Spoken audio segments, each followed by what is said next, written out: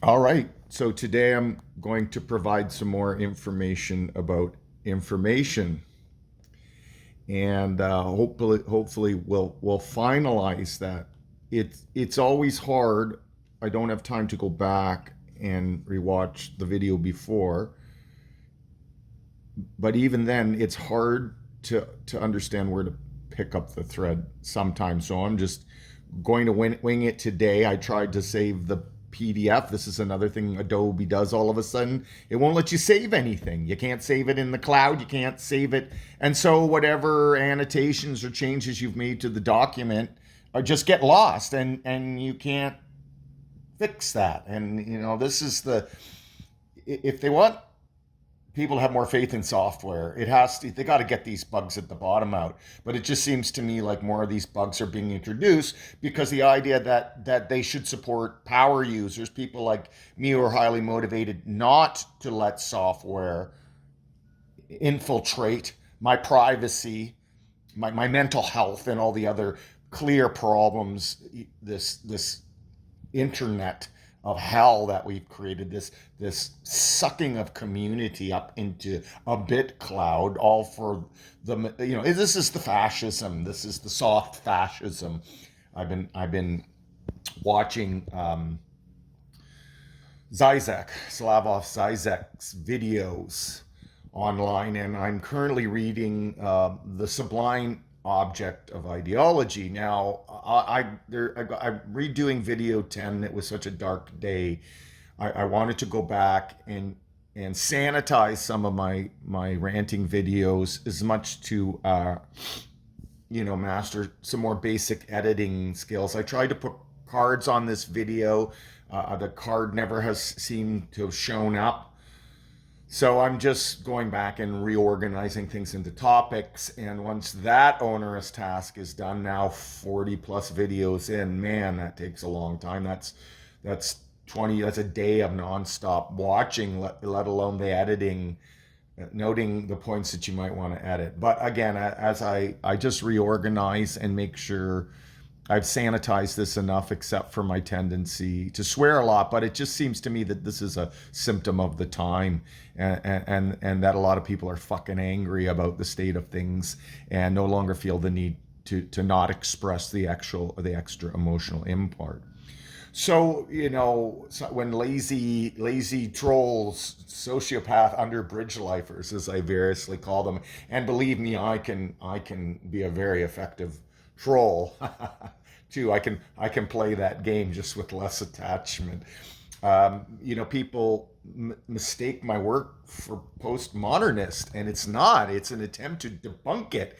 And in fact, I am doing analysis of classic Western analytical thought, like with the assumption monist reductive, materialist, this totalizing, absolute certainty control nonsense of only the hard physics. And I'm trying to say, look, you've got the whole ontological picture wrong, because you got to go back. You've got to face the background. You've got to go back to Aristotle and one step beyond.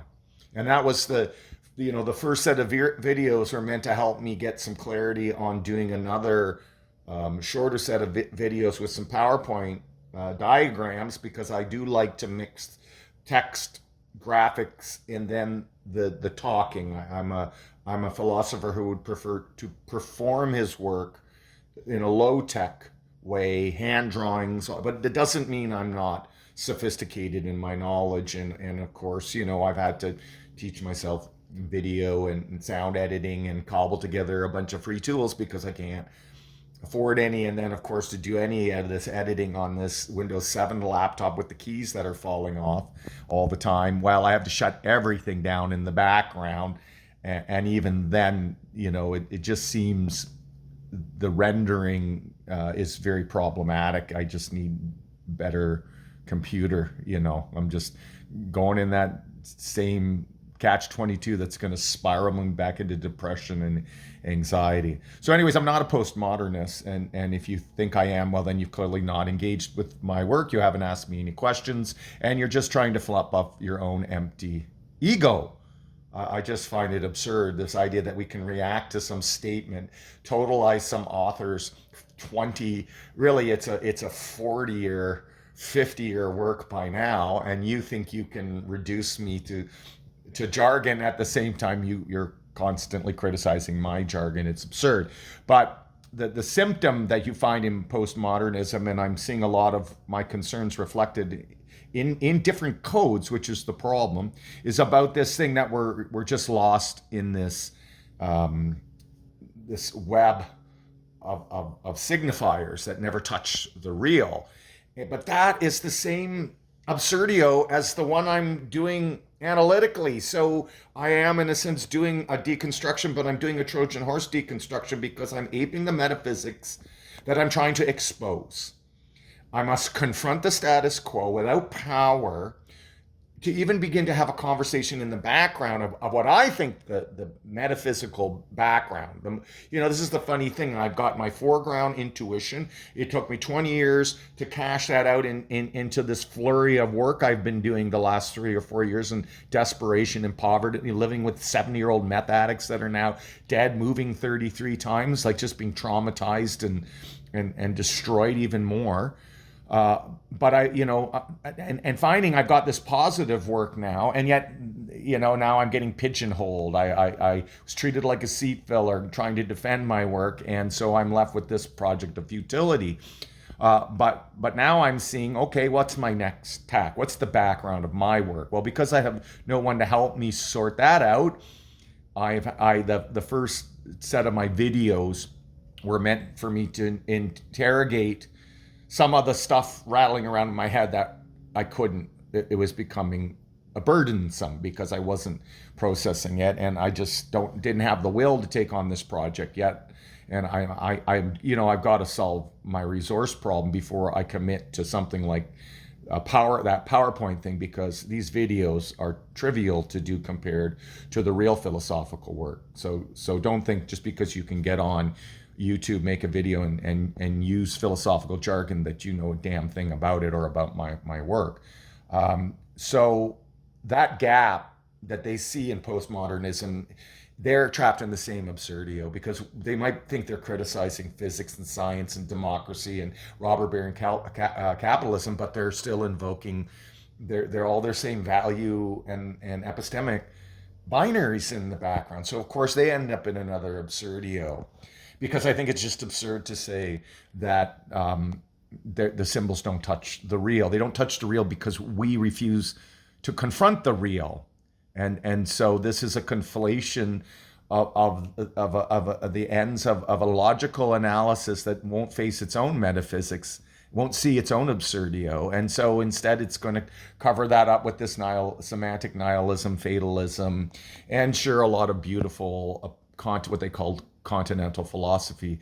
But that's not what I'm doing. I'm trying to debunk all forms of classicalism, and I still think the European tradition, even though it is no longer obsessed with matter, but it's at the other end. It's the matter and mind thing. The physicists are stuck down in scale, obsessed over reducing, totalizing epistemology, knowledge, over all of matter with math, not knowing what numbers are. And then you've got these other rarefied dogmatists, I guess, driving society, like criticizing power centers, but creating its own even more self-denying center of power, because I think ultimately the whole postmodernist thread is a bit of self-defeating nonsense. So let's just be really clear. I value the analysis at the level that they're done, but my link with Derrida and his core thesis, which, don't forget, he wasn't a deconstructionist, he was a deconstructionist, but he wasn't a postmodernist. Okay, just this happens all the time. Jesus wasn't a Jew. Derrida wasn't a postmodernist. He's a neo-empiricist, and I am simply this. And if you could grasp the radicalness of this, maybe you could begin to object to my premises better. But I think Derrida's analysis can, if allowed, falls through text. And so this gap between sign and signifier, that Lacan and all of these other Marxist and post-Freudian psychoanalysts rail against. I think Zizek gets to the heart of the problem of ideology in this book as well as I've ever seen. And yet, I think my entire work is trying to do the same things, but on the terms of matter. So I'm showing the problems that we face in culture with symbolic language are the same problems that are ultimately stopping us from finding a toe in physics. So I hope that helps you. I don't think it will. Not a postmodernist, trying to debunk it indirectly. Really, I'm trying to debunk classical, reductive, monist, physical, and replace it with by filling in that missing gap. So I had to kind of find the last bits. So this, in my master's, I was essentially trying to naturalize physical data or physical information, Shannon's, to say that, okay, before life exists, the data there to derive information from, semantic or otherwise, is impeccable. It's uncontaminated, and again, I'm going to ultimately, this is the point of this last video on information, is to see how if you try to do that, if you try to use Shannon's theory, it doesn't matter what your metaphysics are, it doesn't matter whether you're a materialist like Dretske or a tacit dualist like Burge or however else they're doing it, right? I'm talking about teleosemantics, and even getting into anti-representationalism with the embodied approaches, that they might still want to invoke that, right? It's not essential in Burge's work. He's concerned with the ascent. So it's Dretske, but Dretske thinks the ascent happens much higher in the human mind. So I created this jargony thing just because I needed to technicize something that wasn't stated, and this was what did I call this? Data disposed for original interpretation. So this is non-derived natural data in a sense. So that was the basis. So then, because of these three distinctions, which go to 5 different symbolizations because there's overlap. So these non-derived, natural, pre-vital, pre-mindful data are the basis for defining environmental information and natural meaning. And that comes from Paul Grice's work, which is a very understandable paper, right? And this is what Dretske calls environmental information, right? And so Grice doesn't call it that. He calls it natural and non-natural meaning, right? And where natural, you're getting into this, where are we here? Is this a perceptual belief that's fully attentional, right? Where the original intentionality has been, it transcended?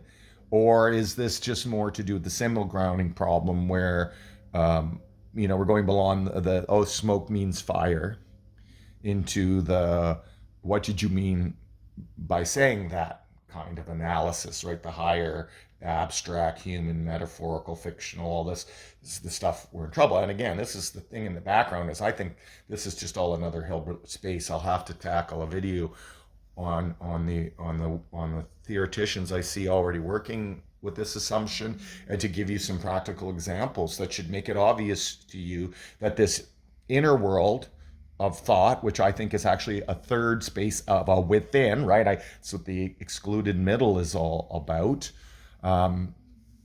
That this third space is a within, but it's an entangled space, and it's only a façon de parler. It's only a conditioning, cultural conditioning, that causes us to believe that there's an ego behind your eyes, when in fact that entangled space, I believe, extends out to the far limits of the universe, right? And this is where I think there's a telos, an implied telos, but it's not one that would denigrate life for some heaven. So it's not religion or this blinkered idealist, materialist insanity of AI and the singularity.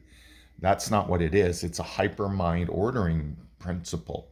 This is why I call culture the lie. We're still trapped within this ideological space that is interacting and affecting reality, and maybe heading away or towards this tipping, this apocalypse. I mean, Jesus, it's not hard to predict that something is going to happen. But, again, I'm going to argue things are always happening. The past is nothing but a bunch of happenings that people carve up in very fixed ways, cleaved ways and linear structures, big history, the strong man, all of this limited perspective of history. And yet, as you go back and look at it, you really just find it's all just blending one thing into the other. So, if there is a change coming, it might be a change in which everything changes in one sense, but nothing changes.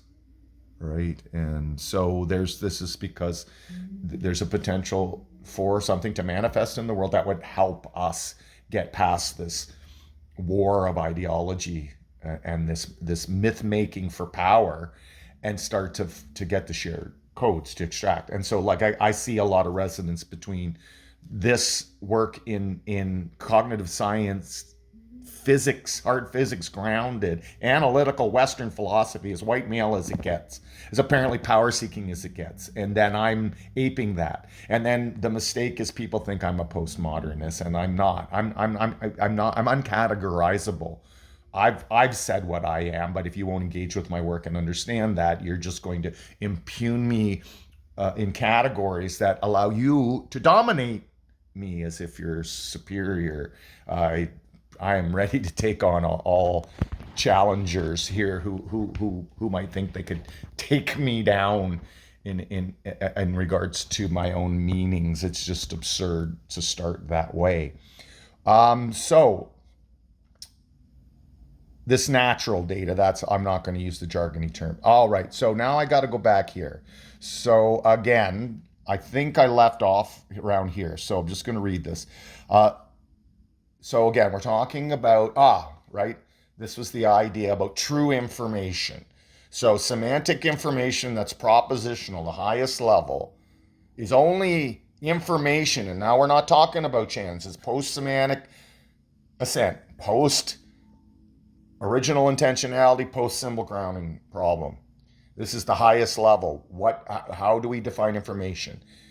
So misrepresentation is a species of representation. This is the problem of bionorms, that they don't have to be perfectly accurate. They just have to be accurate enough. And that's why they start with non-arbitrary, because you got to get all the stuff in the DNA, the basic DNA, the homeobox genes, all of the commonalities that run through the entire, like, it's not a bunch of different species as much as it is one giant 4 billion year old genome evolving and developing itself, right? This is another thing.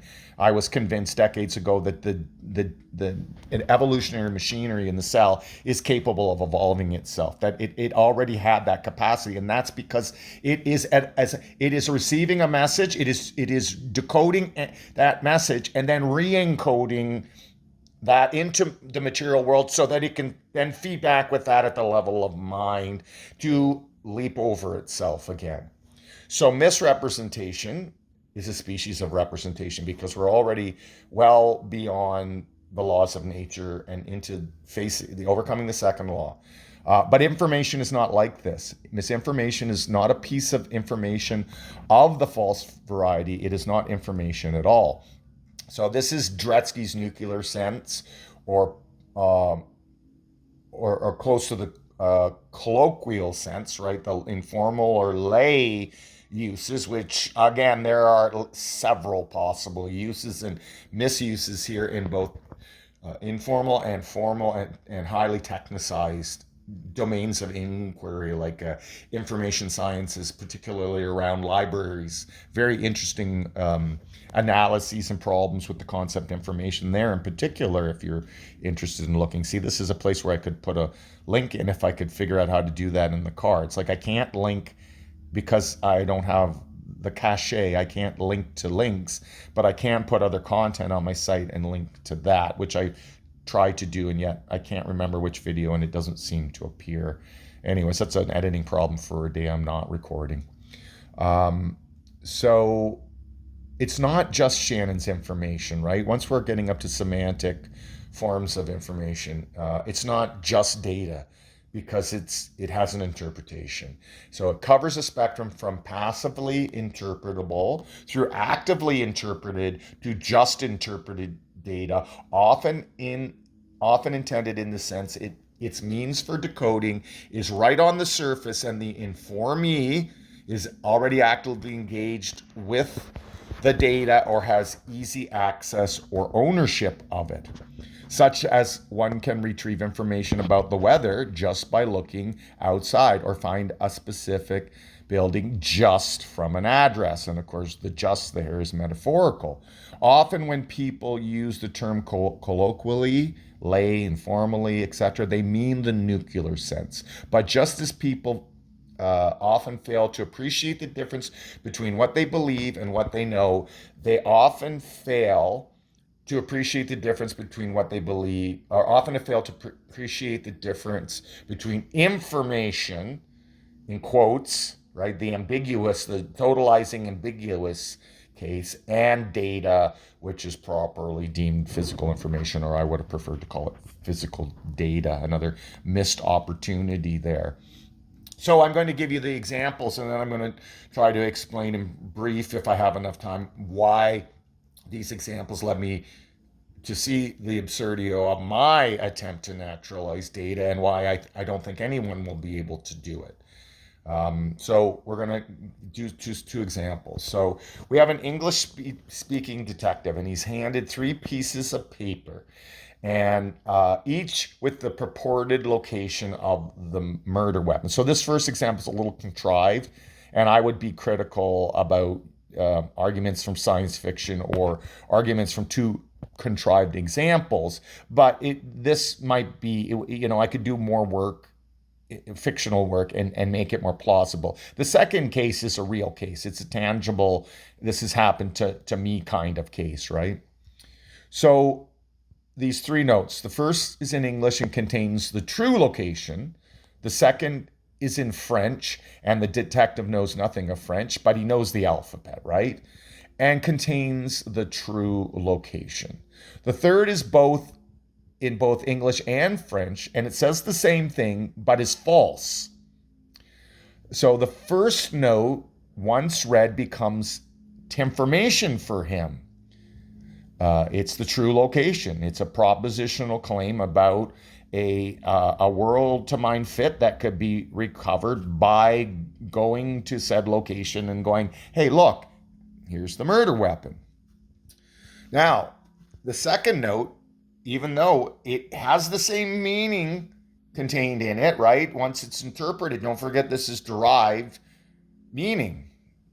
The meaning, the impulse to mean concerns solving the murder. That's the deeper existential motivation. That's the impulse of being. This is where these continental guys and the existentialists do a much better job of metaphorizing these gaps and absences. And Lacan has this graph. I just worked through it, and again, it's very reconcilable to my own structures. So the first note is to information. The second note remains mostly data. Like, he recognizes there's words there and they probably mean something, but he can't interpret it. So he perceives the right alphabet with the wrong encoding, right? And this was this idea of encodings being multiply realizable, and that you can have codings with the same amount of physical information, and yet the meanings are radically opposed. Like, one could be meaningless and one could be the most meaningful thing ever said. Like, what is it, the message coming out of the Big Bang singular? Like, what's God's message to us? So in the second case, it'd be better to say one perceives a mix of data, interpreted meta information, and uninterpreted tinformation, right? Or uninterpreted, I'm just not going to use that jargony term, the true information. So the meta information, he knows it's he's a sentence in French, he just doesn't know. He might guess at the words or so on. And, so that's meta. That's not about the intentions to mean, and what a French speaker would intend to mean has nothing to do with understanding French in the end. You got to think about that, right? So the third note contains some true information, but not as normally supposed. As the proposition on the paper is false, there is not information to be interpreted as the content. There never was. There is only data masquerading as truth. So the true information possibly gleaned in this case is what the French sentence means. So because the detective knows the two meanings contained are the same, if he knows what the English one means, he now knows what the French one means. It's just that even on interpretation of the English sentence and realizing that the French means the same, he hasn't gotten any information because the proposition is false. It's not true information. It's not semantic information. Okay? So, we're going to consider another case, and this is more tangible. I think I'll go a little bit over, and I'm just, I've got this thing rotate. I got to remember it. It's hard. The stuff comes and goes because I'm carrying a lot in my head, and I think my brain is melting. I'm worried about having CTE. I'm a perfect candidate because I had secondary impacts following a concussion that wasn't bad enough to show I was obviously impaired, and that's when I did the greatest harm.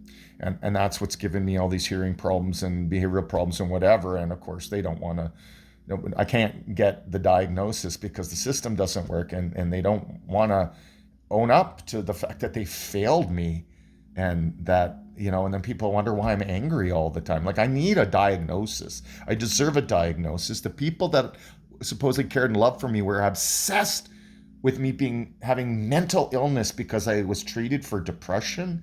This has ruined my life, accepting these diagnoses, these little checkbox piles of shit. I've read all my medical records. I've been diagnosed with 7 mental illnesses. There's no goddamn way someone with 7 mental illnesses would have made it this far and to be able to put together videos while the culture around me continues to marginalize and infantilize me as it goes off a cliff.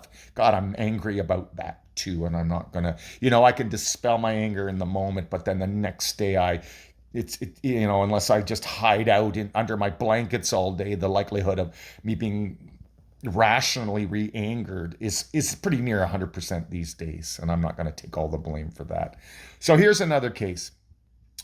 A woman gives a guy her phone number.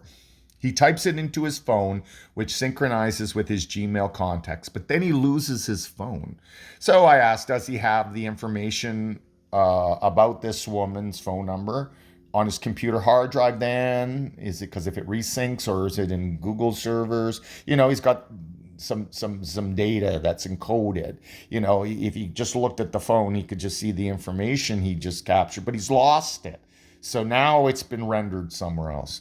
So he has some now derived data. So this is the thing. By the time we get to the level of culture and lying and manipulation, it's all derived data because of our normative and intersubjective and ideological excesses and all these problems due to classical metaphysics that all end in these impossible to reconcile dualities that aren't indicative of a dualism, but of an absurdio for the classical project. And I'm going to say right back to 3,000 years ago, and following both of the threads of Western analytical philosophy in the North American and on the continent, right?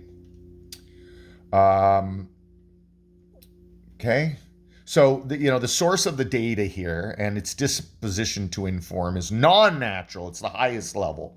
Grice's non-natural meaning. It was meant to inform, right? And there's all this other mechanisms about how I'm going to forget, this is, I'm just, and maybe it'll come back to me, that how the maxims of conversation, right? That's why we're so impelled to trust. If trust weren't the default, if people not misusing these maxims of conversation, and I'm forgetting if it's Davidson or who that was, then we couldn't mean it all, because it would just be semantic chaos. It would just be violence. It would be pure, unmitigated violence with people speaking and nobody understanding. And doesn't it feel like we're heading right towards that? The number may be isomorphically and functionally encoded as a bit string and variously replicated and transmitted without loss. But even if he turns the computer back on and types the reinterpreted number, now purportedly as information, into his new phone's dialing pad, it turns out just data because hello, Joe's Pizza. So the woman lied, and there'll be many people, male or female, who have had this exact experience. I can't remember if I had. I probably get this from all the teen movies I watch, but I've certainly been lied to and defrauded, and it's just gotten worse to the point where I have to become an asshole because I can't. My instinct to trust and care is turning me into a prey.